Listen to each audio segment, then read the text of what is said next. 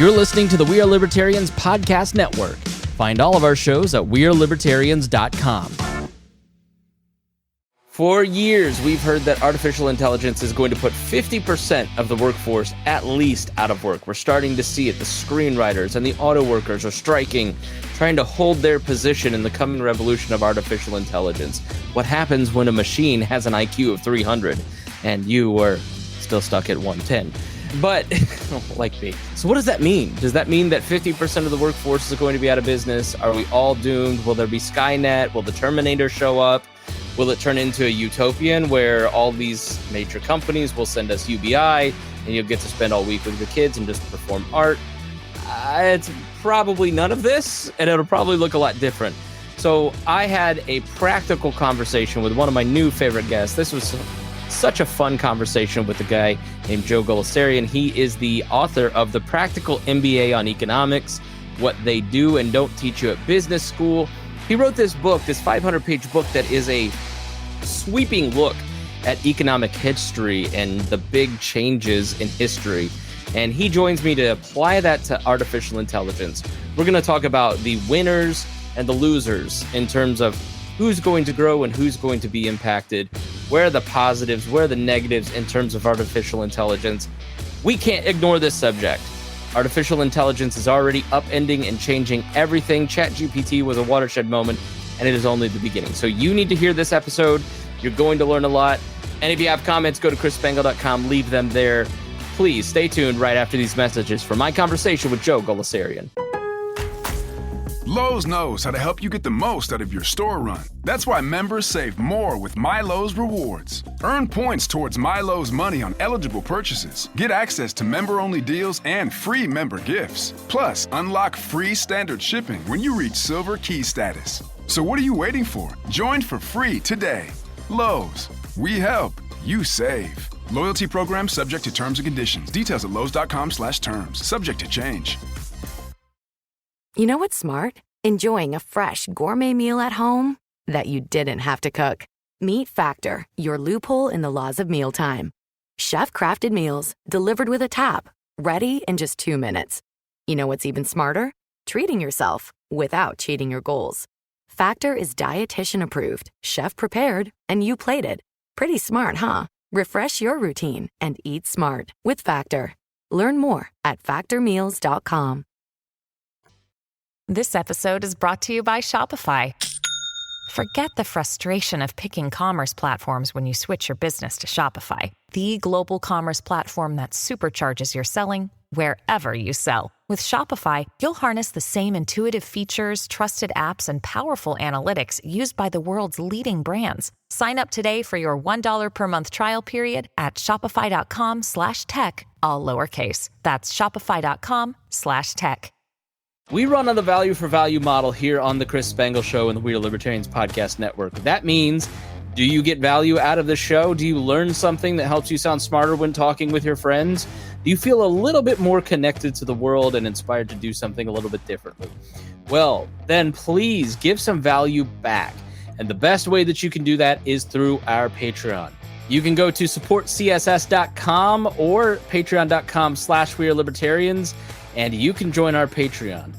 Not only do you support the program and the entire We Are Libertarians podcast network by helping pay all of the bills, you're also going to get ad-free shows. You're going to get early releases, sometimes months in advance in terms of episodes that haven't been released in the public feed yet. You'll also be able to get the full archives, the full RSS feed of all the past episodes. And there's even a tier that you can come on the show, or you can have your name mentioned every episode, like I am about to do right now. Thank you so much to our $100 a month members, especially Vincent Pikol, Matthew Durbin, Jason Doolittle, Christy Avery, and our good friend Reinhold. Thank you so much for supporting us, and we appreciate everybody that considers making a contribution today. Joe Gulesserian, thanks so much for joining me today. My pleasure. How are you doing today, Chris? I'm doing fantastic, and I'm excited to talk to you. Just getting to chat with you before, I can tell it's going to be a fun conversation about a lot of different topics. We'll talk about AI in just a moment, but I want to get to know you first, because you've had an interesting career. You came of age in the 70s, and you've seen a lot of transformation. Give us the shape of your career in a couple minutes. I can do it probably in 35 seconds because Okay. I really started out around physical industry. When I was young in high school, I wanted to be an automotive designer. I didn't do that. And in industry, I know how to make tooling and stuff like that by trade. That was my first trade I learned from my dad. He used to make very complex parts. I went to engineering school for a while. I dropped out of there. I ended up in the health and beauty care business. I ended up in consumer packaged goods. I went and did my MBA. And then I came back and I taught in business school. I taught statistics and corporate finance and postgraduate marketing. Did that for a couple of years. And I really missed industry a lot. The students were very nice. And I went back and I formed a CPG company. And I've always wanted to write something since I was like 17, 18 years old. But back then I was more into more frivolous things. And I didn't get a chance to because I was just discovering girls at the time. So how can you think, And there's always a black hole in all of our CVs when it comes to married. Yeah, exactly. It was a worthwhile endeavor at the time. It seemed like it.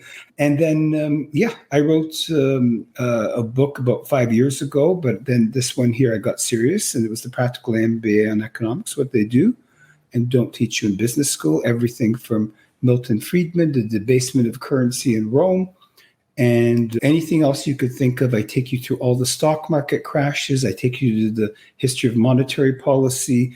I even hissed on FDR and Hoover and why they deepened, prolonged, and agitated the Great Depression, the mid-century reset, and I drop you on the doorstep of Bitcoin and the Ponzi scheme passing off as a treasury. And it's not just in the United States. When you go all over the world, it's just a mess. But the plebeians want government, and they'll get lots of it. You are in Toronto, correct? You're in Canada, right? Yes, please don't tell nobody. I know, right? It's more of a sympathetic, empathetic type thing. It's, you live in Canada plus.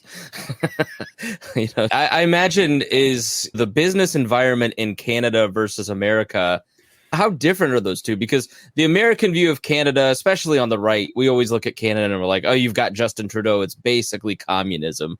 So, but that's not true, right? And the other exposure that Americans have is HGTV, where we see you all buy houses for $2 million with shoestring jobs. So that's like the American exposure really to Canada. But when it comes to the two business environments, what's it like operating a business in Canada versus America? In Canada, our corporate tax rates are not bad at all. On the first $500,000 or so you make, I could stand to be corrected, it's at 15%. It's your personal tax rate that's brutal. And I'm not going to go there, but in my book, I stated, Chris, that it's, even if you're making 65, 70 grand, and that's like middle class at best, that entry middle class, you're giving about 52 to 53% of your money because we have a value-added tax. You'll come up with something creative like that when the plebeians ask for more government. But what I like specifically, Canada is still Victorian in heritage. And what I like about the United States is, because I've lived there for a while too, things happen quickly. The connectivity of business, the can-do spirit, it's very... Let's try this. Let's try that. They're open to a lot of new ideas, right? They're ready for conversations. And Canada is a little bit more subdued. We like to have inquiries first. If for some reason, if our country became half obliterated through some military excursion by a foreign power, we'd have to have an inquiry first. And that could be a 400-page report. And then this way, you can get a lot of retired and unemployable judges sitting there making a few $100,000 a year, writing these 800, 1,000-page reports that nobody will read. So I gave you a synopsis. And when I started my career, especially when I was a little boy and I saw my dad open up his machine business, we just had a gargantuan amount of technicians, engineers, artisans, dreamers, people with know-how, and we lost a lot of that manufacturing core, which I talked about in my book too. And we're not going to get back here or in the United States these politicians who basically wouldn't know the difference between a circuit board and a screw thread machine or a CNC machine are talking about bringing back jobs. Unfortunately, you lost almost 2 generations of artisans, and you're not propagating knowledge to the next generation. What I mean by that is a lot of these people are gone. they used to pass it on to the next generation. Geez, when I worked with my dad for a while out of a small place, he worked on the space arm. People tinker and think, and especially with young men, when you keep them occupied, they become industrious as opposed to, you can pull your shoulder throwing Molotov cocktails and all that at protests and so forth. To your point, I just read an article, and I don't know if you saw this, but Tim Cook said the issue in manufacturing in China versus bringing those jobs back here to America or to Mexico or North America is not that China is cheaper anymore. It's actually not cheaper to manufacture a lot of their products, he said, in China. It is that the institutional knowledge of manufacturing is in China. He said exactly what you just said, in that you can't just pull up and leave China and bring back people here, because the people who know how to work on the robots, the people who know how to design the robots, the people who know how to tool the machines work in China now, and they don't exist in America. Correct. And they installed, I think, 53% of the world's industrial robots in the hundreds of thousands in the year 2022. I had a whole robotic report. I've got a lot of reports in my head. I'll spew them out. 1961, the United States. In the US, the very first industrial robot was brought out. I believe it was for spot welding, right? Mm-hmm. And that was brought out in the General Motors factory in 1961. It was used there. They lost that industry to the Japanese, then the Germans, and the CNC machine, which basically means in English, it's a computer numerically controlled machine. That's what I went to study, to program and stuff like that. And what it does is it creates water, tooling, all the things. It changes tools, so on and so forth. It makes consistent, high-speed, precision parts. You need an operator on it still. But, man, it can work 10 times as quick as a human and 1,000 times as consistently accurate. Otherwise, that's one of the big reasons why we see consistent parts in cars now. CNCs don't make mistakes. Yeah, so... Yeah, so I think that I'm here in Indiana, and you're talking about a state that from 1980 to 2010 lost, like, in a state of 6 million people, 1 million people lost their jobs. And these gorgeous cities like Anderson and Marion and Delphi and all these different central Indiana that had just like these amazing towns have all just completely rotted, and they're very scary places to live, actually, because there's a lot of desperation, because you've seen these jobs that were part of the auto industry just disappear for exactly the reasons you just said. And so when AI comes along, you have a state in Indiana that really tried, especially under Mitch Daniels, to make itself the Silicon Valley of the Midwest, and succeeded in a lot of ways thanks to Rose-Hulman and Purdue University, and we're getting a Tesla battery factory, and we're getting a chip plant. Joe Biden helped put a chip plant here for silicon chips. So there's all these fears here in the state where I live, and I think the economy as a whole, that said, we've been working for 30, 40 years to transition to white collar work and to other modes of industrial. And now AI is coming along, and artificial intelligence is going to rob that labor force. So I think before we get into whether or not the fears are valid, I think you're a good person to ask about the fear itself and the fear of new technology. Having written this sweeping history of economics and shifts, how do you pull back and look at the conversation that's going on around AI? Because I think it's easy for people to go, oh, when the Gutenberg machine came out, people had the same fears, and you had the Luddites that smashed the sewing machines and everything. Is artificial intelligence one of those things that is just another moment where Americans and the people in the world go, okay, yeah, you've seen Skynet, but your fears are unfounded? Or, I guess, take a look at the fear. Is this just another sort of passing moment where we'll be okay? The short answer is no. I'm going to step back a bit and build up to this. When we talked about those jobs going away, and I'll just stick on this for about 20, 30 seconds or so, if I may, Chris. Those jobs went away not necessarily because of just greedy corporations. The consumer acted in their own interest, filled up their carts at Walmart, filled up all the lowest cost Black & Decker products, whatever they wanted to buy, all their smartphones, all their Android phones. They act in their own interest. Corporations act in their own interest. And you and I might want a pension fund that's nice and full. So we're acting in our own interest. I go back and say we're all in this wheel together, if you will. Now, in answering your question, should people go, oh, this is just like the fourth industrial revolution? I'm not discussing anything to do with is it Klaus Schwab, right? Did I say right? that? Yeah, no, not the World Economic Forum people. Forget him. He's the thing he can't control. No, but he's going to get in the next James Bond movie. And man, yeah, he should be in the Stephen King movie too. He looks scary. Anyways, but in answering that, the short answer is the first and second and third industrial revolution, all of them which I reasonably detail in my book. And the third one is what brought you the circuitry and electronics and digital technology, so on and so forth. You can turn around and say, the internet was already there. What do you mean? When we had Tesla, he already showed wireless in a boat, I believe in 1891 at a Chicago fair. And we saw it on the British Navy ships in the early part of the 20th century. I'm not going to go on about that part, but what we're dealing with now with AI is the first, second, and third industrial revolution. You can combine them together, put them on steroids, and it's going to knock this world inside out, upside down. It's not going to go away. The first Luddites that came out were, of course, the screenwriters. And then the next one, of course, the auto industry came out. They know these, it's not just the EV cars. They're used to having their jobs taken by industrial robots. So we'll see how that plays out. But the day of getting those industrial jobs where you're Joe Sixpack working on the line, relatively low skilled, you're really cooked. And it's just not because of AI. Because you see, what I can do now is maybe a painting robot, an assembly robot, so on and so forth. I've been in these robotic factories because I have a great curiosity for technology.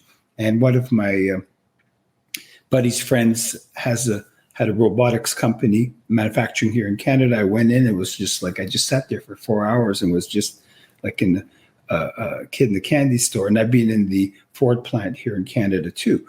So what I'm trying to tell you is it's going to start affecting a lot of areas. And some of the areas that I'm just talking about, your junior lawyers used to book them up for $250 an hour, pay them $30 and kick the crap out of them for 75, 80 hours a week, right? And promise them they're going to be superstars in your law firm. Today, if you sue me because you said you guys don't make very good soda water in Canada, that Canada Dry is not that good, we make better stuff in the States, and I get sued, I can take your lawsuit, dump it into AI chatbot, especially and I've got a beautiful defense, right? Being facetious here. I could go on with mathematicians, right? I was always enamored with regression analysis and correlation model building, blah, blah, blah. And if you did a master's degree in mathematics, you're set. You're going to be taken up anywhere you go. That's going to be a problem too, because all these formulas, you can give me a data set, I can plug it into AI and it comes out beautifully with the math model, right? Mm-hmm. Accounting and bookkeeping, you can do basics there. You can do a lot of your rudimentary. It's only going to get smarter. And I was talking to some guy at the bank. I go, you're working here part-time? He goes, yeah, I'm going to school. I'm studying business and coding. A lot of that coding is going to be taken over by AI. However, the question is, if you get mathematicians, lawyers, coders, business strategists who can reconcile and work with AI, and they become masters at prompt engineering or learning how to use the prompts. That's the upside. Did I depress you already? A little bit. No, I think I work in radio, and I've worked in radio since 2004. So I'm on my 20th year now, actually, coming up on it. And it was very clear in 2004 that there was going to be no radio industry. I'm amazed I've lasted this long, but that's thanks to having a great boss. But one of the problems that the industry has is that it got rid of interns. I was like the last wave of interns. And so there was no farm team. There's nobody under 40 in radio. And so there's nobody that will be available to be hired that will have 10 years of experience or 5 years of experience, really, to come in and do like radio engineering, for instance. Anybody can talk into the mic, right? And anybody can maybe sell the products. But in terms of building the towers and fixing the infrastructure, there's not going to be radio engineers. And if you are one of them, you will be flying across the country making a boatload of money. But that entry-level job, so what I just heard is that the farm teams at law firms, my kids who are 4 and 3 months, by the time they get to it, that those opportunities to be a junior lawyer, to be an intern, to be someone like myself who was working cheaply for experience to eventually get to where I am now, where I'm making good money because I have experience. I can look at AI. I use ChatGPT every day, right? Yes. It has helped enhance what I do. It's helped take some mental pressure off of load in the transcript, write me the description, clean up the description, make it human, make it good based on my experience. So what I just heard is that the experience, that first 10 years of a person's career vanishes. Is that maybe the hardest part, especially in white collar work? Yeah. You brought up some really good points there. I'm going to put a positive aspect on that. Okay. I don't want your listeners to start calling suicide control. They're going to be on hold anyways. But no, we are a very crafty species. I'm not too worried about us. But we're pretty crafty. Yeah. My answer to that is, you alluded to what I was going to say, is again, going back, if you can harness this information, that's where you're going to go with this thing here. And I think that's where you're going to, on the positive side, again, if you can harness this for the time being, I can't tell you 20 years down the road, right? I'm not Nostradamus, but if you can harness it and use it for competitive advantage, you're going to be very fine. You're going to do quite well. But some jobs will just completely disappear. I'll give you an example of them. In September, you had 330,000 new jobs, according to the Bureau of Labor Statistics. I'm not going to grind through the numbers. Some say, oh, that should be adjusted, unadjusted. Approximately 70,000 of those jobs were government jobs, right? So when I turn around and I combine, let's say, retail, food, hospitality, restocking store shelves, so on and so forth. I did a little study before I came on your show. There's close to 30 million jobs. The U.S. labor market's 167. So you got almost 18 to 20% of your jobs in those areas. Yeah. And if you're in a hotel, we're not far away, maybe 2 years, 3 years tops, where you've got robots that can turn around and get the bed sheets, go in there with their optical eyes and so forth, right? Clean the bathroom, the washroom, so on and so forth. Those people they're going to be hurt at some level. But the upside is, that's what I was going to tell you, and I lost my train of thought. When you asked me that question, the first 10 years are gone. Fair point. But I'm going to argue that a lot of those mundane tasks are going to be gone. It's going to liberate our minds. So I'm saying on the upside, it's going to liberate your minds. But you asked me a question. What about the first 10 years I studied radio, or I became an engineer and I was in the shop floor or what have you, and designing, or a musician, what have you? Yeah, you're going to lose some of the going up the learning curve. That's the word we used. That's the one. Yeah. So I hope I answered that. No, I think that's a positive argument that I've heard once before as well, in that I had lunch with someone who is in the white collar museum space. They said, look, I can't find anybody to work the front desk. And so the first person that walks in here and has an AI tool that will allow people to be checked in or to perform these functions that I cannot hire labor for, I'm going to hire that robot. And so it's not that people who are doing the high level tasks are being replaced. It's that I'm filling out the needs, that there's more people, there's more money being spent, there's growth happening, but there's not enough low wage people, like low wage positions. There's more low wage positions than there are people to fill them, I guess is the dignified way to put that. And so that's really where it's going to fill in, allowing all of the rest of us to maybe pursue those higher interests and think a little bit higher level, as opposed to just looking at human beings as robots. The robots are going to do the robot stuff and the humans are going to do the human stuff. True. And in the beginning, that's how we'll get into it. But another positive area is with AI, you could properly eliminate 95% of the civil service.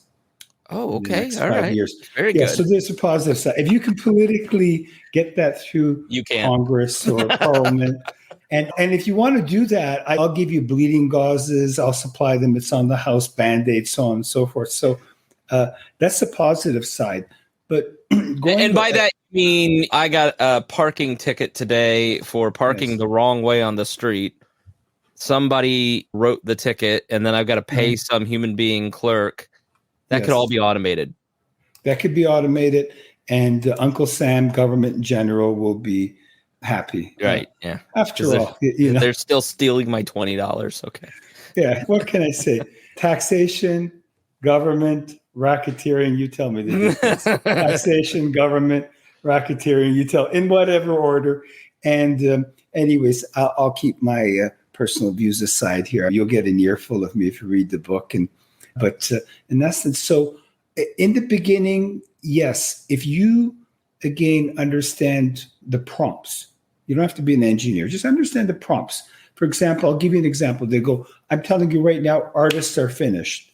Yes and no. If you're an artist and you can take your mind and come up with the right type of sequential prompts to articulate your vision, to, let's say, some of the ones that I know on Discord, there's all kinds of programs on there that I started using. Willow is one of them. If you could do that, you're very, very wanted still. Okay. And if you're running an art department, now I had a whole bunch of charts, like a diagram. One of them, I called them in my book, called the Kabbalatocracy, the interwoven relationship between government, academia, the whole gang, Silicon Valley, the agencies, so on and so forth, the spook agencies, the whole gang there, Hollywood. And so I tried to make funny pictures of the central bank, Hollywood, and all these people. My artist was having a bird over it. And a lot of them, I know, I worked in art departments, right? So I know what illustration costs, but I can basically create all of that in about 25 minutes. That would cost me, caricatures, even if you went to Fiverr, would still cost you $3,000 to $4,000 to do. Yeah. If you got something cheap, maybe got somebody. But if I know the prompts, I can still save myself.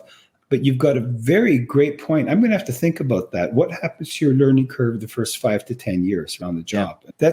And it's very hard for me, not being in radio, in live radio and production as you are, to understand the nuances, those thousands of tiny subliminal and overt things, and how do I even put that on paper? I wouldn't even have the first clue. No, it's hard for me to articulate. What does it take to do a good interview? What does it take to research for a guest? What does it take to do this, that, right? And there are tasks that I can outsource. I know instinctually what people are going to click on, right? Because that's my job. That's my value. I can set a complex media ecosystem to help get people into that ecosystem, to engage them. That's the value. Going through the audio and taking out your or my or I can pay somebody in the Philippines to do that, or now I can use AI to click a button to do it, which I do.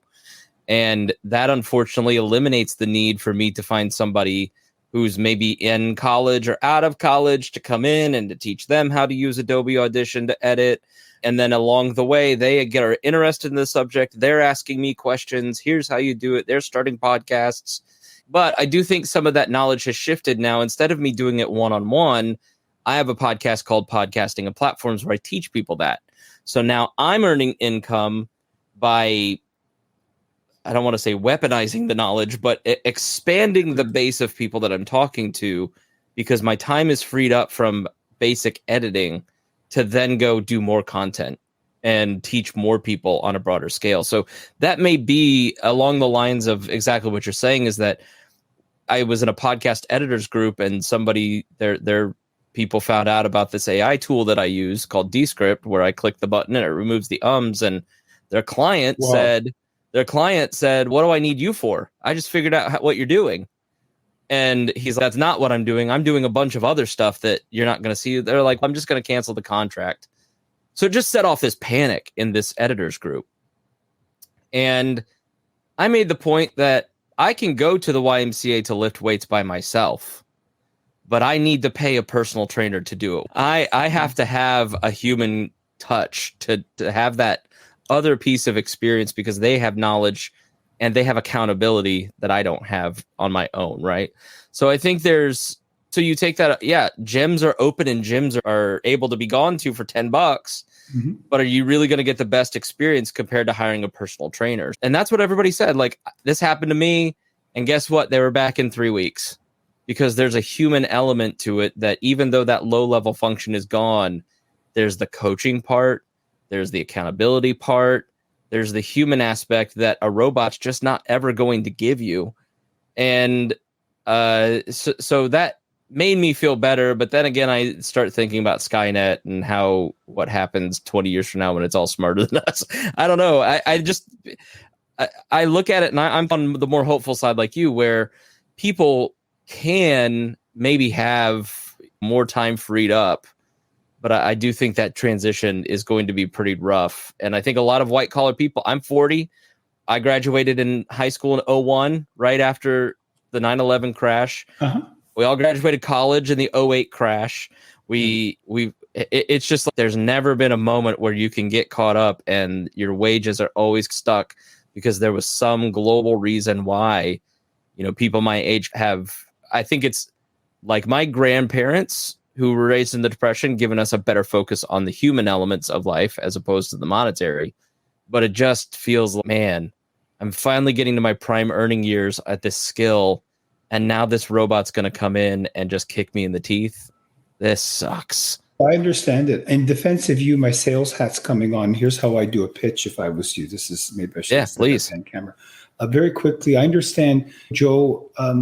I understand that you know how to take the ums and the ahs and the sneezes and the coughs and, a little bit of profanity. I don't swear live anyways.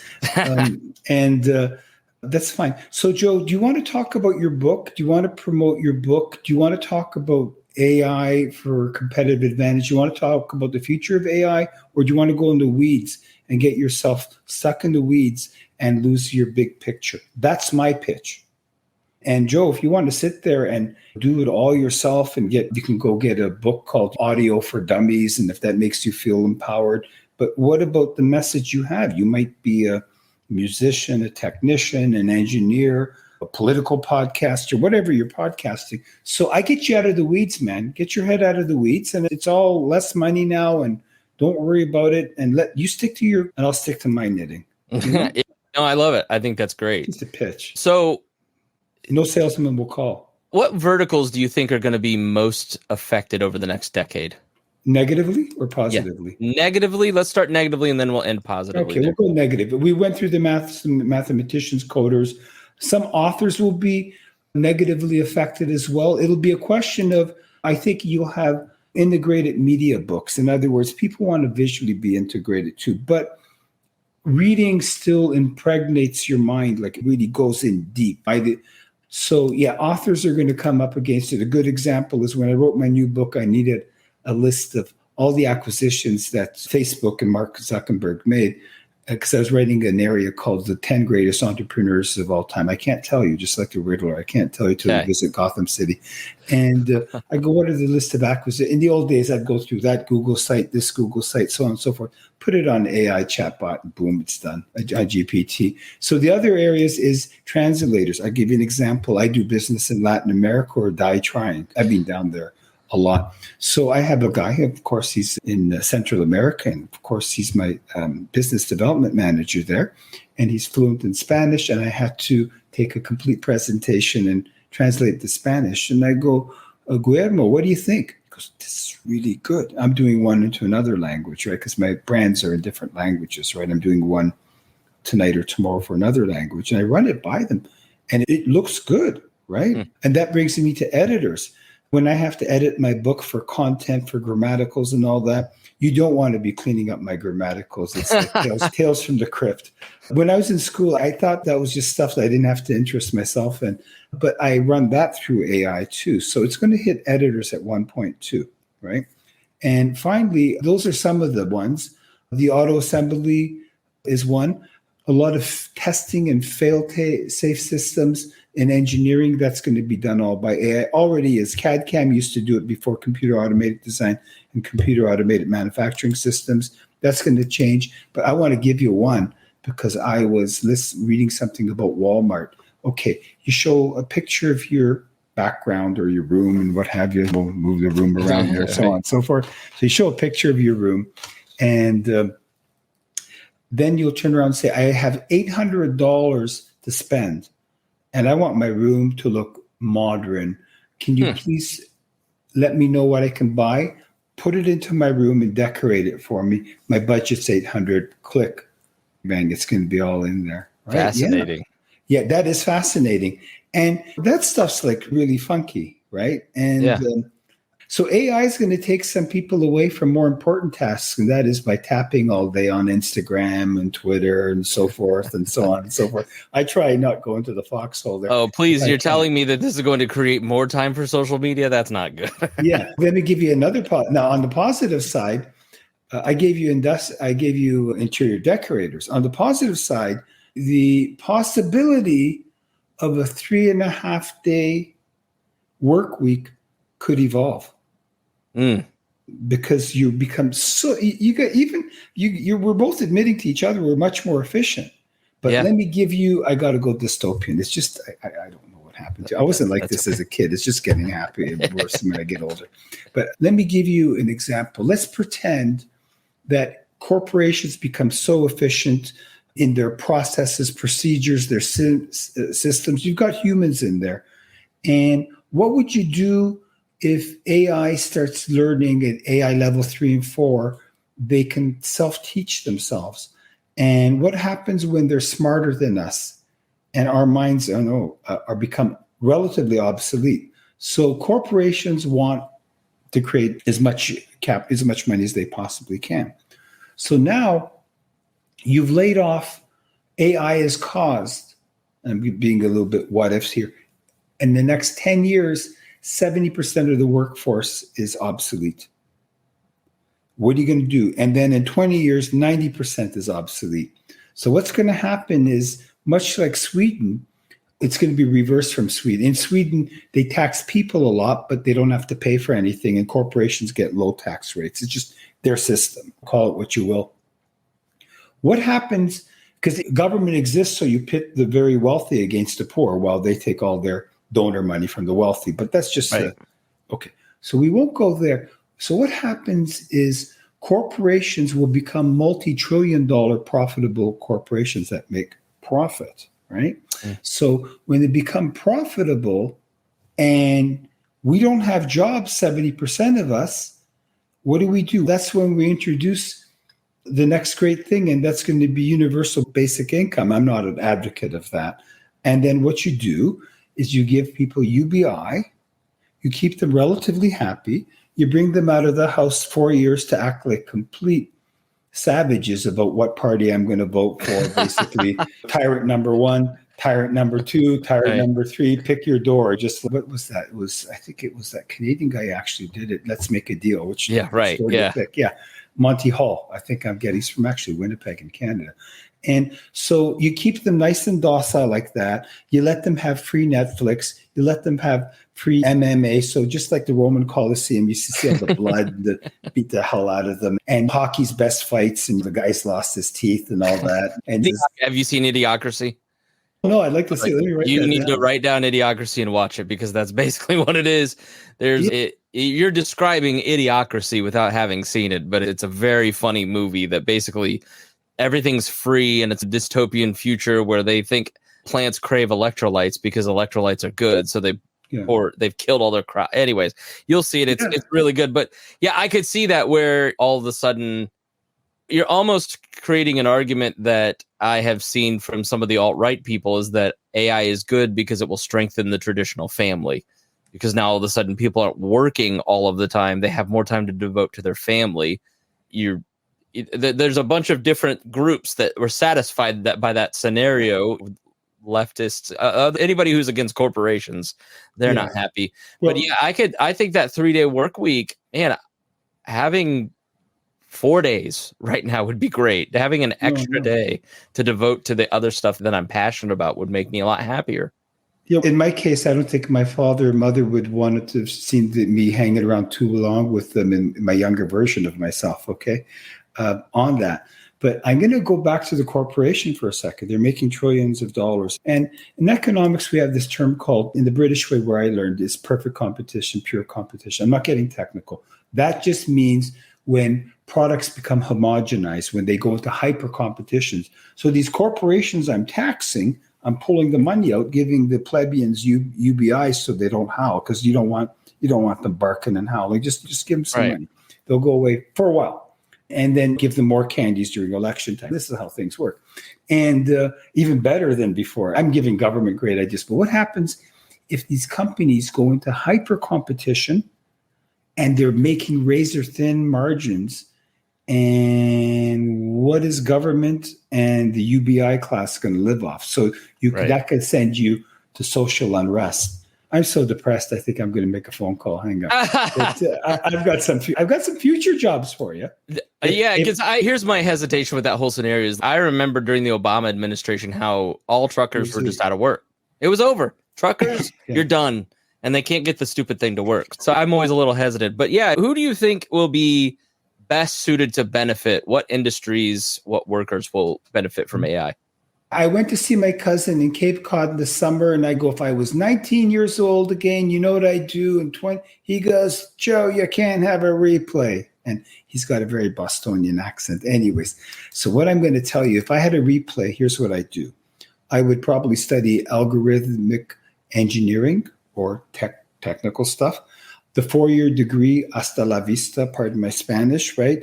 You can take a 1-year intensive course on anything you want, programming, coding, schmoding, and you don't have to take all the peripheral courses. I've taught before, or I tried to teach. I think my students ended up teaching me anyways, and they did. They're really nice people. But what I'm getting at is you get these intensive 12-month seminars. Could be you might want to know about how to do security and IT systems. So that's just from an education point of view. I'd rather probably study algorithmic engineering. If I don't want to do that's fine. I'd rather go to Google University and learn data management for 8 months a year instead of taking a 4-year degree on butterflies in the Amazon's mating habits. I would want to be a master of programming industrial robots, CNC machines, and I'm getting into technical stuff here, right? Yeah, but so what about us dummies? well, no, but hang on. It's not that hard. You just work harder. You just I didn't pass basic algebra, Joe. Come on. Okay, so hang on. There's hope for debaters too. Don't worry. Okay, debaters, good. All right. Yeah. I'll be just patient. Sorry to interrupt. And here's what I do. I shouldn't say this, but anyways, but I will say it. But it's what you could do is with AI. If you know how to harness it, you could probably get a job as a private investigator. I used to assist one in my other life, but let's up at a level. That's just entry level. Eventually, you want to get into the art of industrial espionage and know how to utilize AI you don't have to invent the stuff. You don't have to be a mathematician. So now I hope that's inspiring for you, Chris. Yeah. You know? You go into that industrial espionage, and this way you don't have to reinvent the wheel. What if AI starts spying for you? Okay. That'd be cool. And And so efficiency engineering, process engineering, but I've got another one here. What if you could have a school where you get the tech types, right? Like I'm not a super tech type, but I have an appreciation for it. I would have completed engineering if I liked it. I didn't like it. I came home. I didn't want to draw straight lines anymore, I told my dad. And anyways, what if I'm going to give you an example. These avatars will eventually have IQs of 250 to 300. Your little children will come home. They'll tell their teachers, I'm not listening to you because you're not that smart, and my avatar's smarter than you. And they're making some complex subjects so easy now. Right. And what if you had a list of avatars you created for math, for literature, for history, political science, for art, for music, right? I wish I'd taken music. My wife's side of the family has a musical background, and you didn't know who I wanted to be when I was a kid, but I won't tell you. I wish I played piano better, but anyways. Billy Joel? No, I'm going back to before my time. I can't tell. I'll tell you off air. Okay. This way you'll talk to me. And anyways, but what I'm trying to say is you can set up schools and harness AI to promote your new business. Okay. And you could use AI saying, I'll do all your graphics and arts for you, right? Because I don't want to even do it myself. I know a little bit about it, a fair bit. So I will do all your research for you before a podcast. Oh, really? Yeah. So you'll sound good. So you can harness it that way. Ad agencies. Of course, there's creativity. But then at the same time, what is working better? 3% G, 11% Facebook ads, 40% Twitter. I'm coming up with these numbers here. Sure. So what's the perfect marketing mix? Tell me. And this is what I want to do. And tell me, who should I contact because I've only got a budget of $2,000 a month to pay somebody to do this. Who should I contact that specializes in these areas that can bring my podcast alive or what have you? Okay. And people getting a little bit, it's a bit nerdy, I'm getting, but ERP systems, integrating AI and applications into enterprise resource planning, which is all this fancy software, right? And so corporations have more meetings. But the good thing is with AI, less meetings. And the other good thing is if you're a corporation and you have a lot of staff, they can litigate against you if things don't go good, especially in this day and age. It's getting vicious. It'll relieve yourself from some of that. And some people will be relieved. Who knows? On the positive side, we can have the one income earner in the family again. And that's not necessarily a bad thing. There's a lot of people who go, I don't mind if one of the spouses works, the other one's, I don't mind. I know. I'm the breadwinner. My wife takes care of the kids, and they're both doing fantastic because of it. Absolutely. But, that's gone. Yeah. That's Our baby, gone. Bravo. My, it's very difficult. It's very stressful. Please join our Patreon, everyone. But it's benefited our kids in just some amazing ways. So let me ask you this. How much should we regulate at all artificial intelligence? Because I see the people who do this on a daily basis begging Congress to be regulated. Is that because they're actually scared, or are they trying to cement their market position? I believe it's Professor Tagmar. He's this AI whiz, right? By the way, the most advanced AI schools in the world are in Toronto, University of Toronto. Okay. Professor Hinton, I believe his name is. He came up with a lot of this, some really advanced stuff in here. So in terms of regulation, that's really good. If you want government to regulate it, that's like hiring the carjacker to run your parking service for your valet service for you. So you got a problem there. Okay, at least with me anyways, but you don't have to agree with that. So in my view, as soon as people go, I think we need government, we need more legislation. And are you sure you want them to regulate it when they can't even get professional help for their compulsive lying disorder? And it's available, right? They can get therapy. So there's lots of therapists. Give them your Visa card and you can talk to them. They'll listen to you, hopefully. But in all essence that's a very good question. What if I give you, and my imagination is going to run wild, what if we had an AI program that fact checked? Not these ideologues that are from dark money that are fact checking. They're not credible. What if we had an AI program that could spear through the lies? We all agreed that it was clean, 100%, could think for itself and say, okay, this is where it's getting out of control, and it could help regulate it. I saw someone post a photo of an Israeli soldier holding a baby, talking about how wonderful the soldier is. And I'm like, that person has 8 fingers. How did you not know that this was fake? In Ukraine and Israel, the war propaganda is just, on our last episode about Israel that we did, we just gave up. I don't know if the hospital was bombed by Israel or Hamas. It's like, I'm frustrated with it. No idea. And I don't trust anybody what am I going to watch? Israel's I-24 and Al Jazeera's, I don't know. It's very, I think, and it's only going to get better. Yeah, I think using artificial intelligence to track that down would be superb. I had my buddy in film, and I'll just wrap it up like this. This guy he's an American citizen. His name's Gonzalo Lira. The guy's got a very fluid mind. You might have heard of him. And what he did is he was a filmmaker. You can look him up. And he showed that, I think it was Bachara, I can't pronounce this correct. They're showing lined up dead Ukrainian soldiers all over the side of the road. Or was it Russian soldiers? It was Ukrainian soldiers, showing them that they would be all massacred and killed. One little problem, their uniforms were completely clean, pressed beautifully. And when the camera stopped, he showed how all these corpses got up, walked away.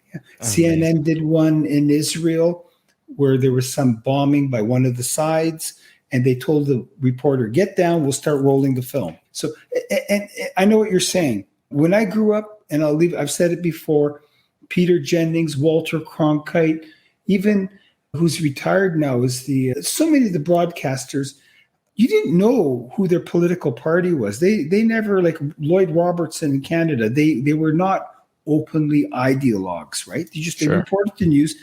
Watching them for 10 years, I don't watch news on TV anymore. I can listen to lies on other mediums instead. To your point, Gulf of Tonkin happened back then, right? Oh, yeah, that one. Yeah. Project Mockingbird, like Project Northwoods, like all these things that you learn now, you go, yeah, the time of centralized media wasn't great either. No, it wasn't. That happened, and you're right. It was not a utopia. But 60 Minutes used to get into the weeds and really hammer you hard. But now, look, I agree with you. Today, it's just that with all the information we have, you can tell it's a cabalotocracy. And that great thing, finally, the equalizer and the democratization of the masses when in 1996, when I was getting my head around the internet around there, 96, 94, and all the great hope and all that stuff. And this is going to be the equality of the masses. We work out that way. Yeah. All right. Pitch us on the book. I think it's been so fun to talk to you. Our listeners have obviously heard the breadth and depth of knowledge that you have on just this one subject. Your book spans a whole bunch of stuff. Pitch us on the book. Oh, wow. I'm exhausted now. But it must be that soda water in Canada that we have, but we're actually Swedish chef. Sugar crash. But the book is, like I said, everything from, the history of monetary policy. Like the book itself is meant to make you feel full. I even give you the financial reasons, the monetary reasons of how the Second World War came about. It all laid in the reparations of the First World War. I talk about even the 1920 Depression in America and much of the rest of the world. I talk about the rise of the communist countries. So I go through it. The book goes through the Great Mid-Century Reset, the gold standard from 1944 till 71 when Nixon took it off, how the IMF, its original role. In other words, if you read this book, and a lot of it's got some pretty good humor, but the combination of history and economics, when you go to your next party, you'll definitely be the smartest person in the room. It'll help you take over the world, and it'll protect you and your family for the coming economic tsunami. We're already in it now. And of course, I talk immensely about money printing. That sounds fantastic. I'm definitely going to get a copy. I've enjoyed having you on the show, and I thank you so much for being here. Thank you for having me on, and it's been great. And I wish you a continued success, Chris, in all the things you do, and all the best for you and your family. Thanks, Joe. And thank you for listening here on the show. You can find a link to the book and Joe's social media and his website in the show notes. And if you have a comment that was sparked during the discussion, go to chrisspangle.com and leave a comment on the show. Thanks so much for joining us here on The Chris Spangle Show.